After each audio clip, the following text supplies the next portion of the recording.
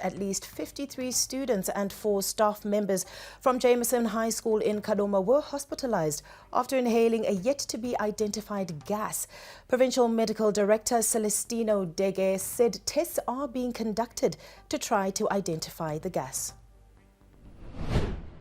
Our teams were alerted, and then we went to the school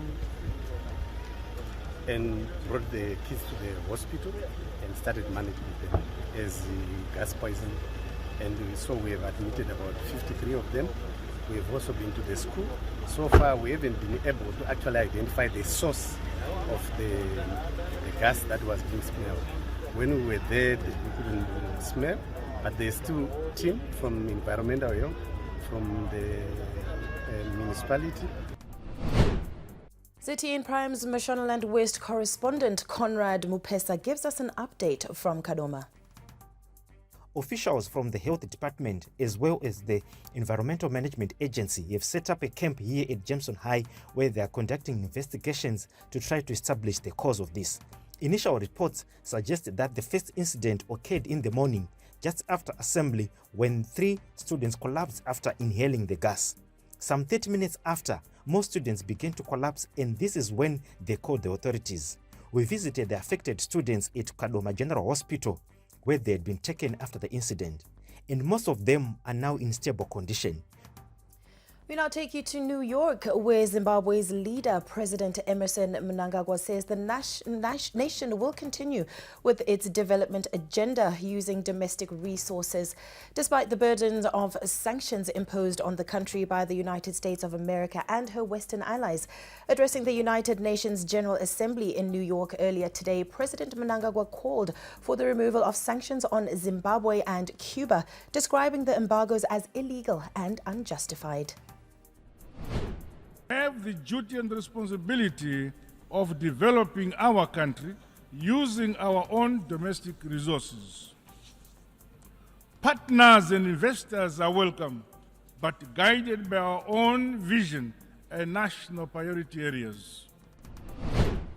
President Mnangagwa also waded into the climate change debate, emphasizing the need for the world to build resilience and tackle the adverse impact of climate change.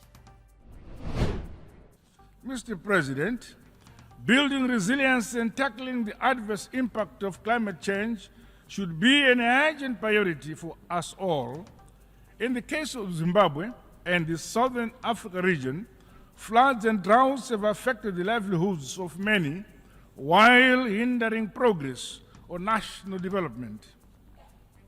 May I express my deepest condolences and sympathies to the government and peoples of the Kingdom of Morocco and the state of Libya on the recent loss of lives as a result of the devastating impact of climate change. There is need for concrete climate action as opposed to mere promises, so that we strengthen our adaptation, resilience, and mitigation mechanisms. 2 teenagers from Epworth have found themselves before the courts after they were arrested for sexually abusing a 10-year-old girl. Arnold Goredema and Sifas Simoko allegedly took turns to abuse the minor, who is related to Goredema. According to the court papers, Goredema lured the young girl to Simoko's house, where they sexually abused her. The alleged crimes were committed between the 12th and the 13th of this month. The two are said to have threatened the victim and bribed her with 500 Zimbabwe dollars to remain silent. They were remanded to the 5th of next month for bail hearing. The Zimbabwe Football Association under the FIFA Normalization Committee have appointed Highlanders coach Baltimore Brito as the new Warriors head coach and will be assisted by interim Dynamos head coach Genesis Mangombe and former Wange coach Bongani Mafu until the end of June 2024. Highlanders Chief Executive Officer Ronald Moyo says they had to allow their coach to take up the post as it is also an advertisement for the club. We're an open club. We have looked at some of the precedents that we have in the country. We have seen Coach Norman Mapeza coaching FC Platinum and the Warriors. and coincidentally went on to win the championship in that particular year, if my memory serves me well. We also saw Coach Antipas doing the same.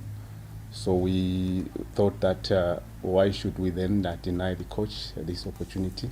Not only the coach, but the nation as well, because it means that there's something that they saw in the coach that they think will help the national team. Because at the end of the day, as the club, we are not a club that only focuses on its own objectives, but we look at football from a broader perspective.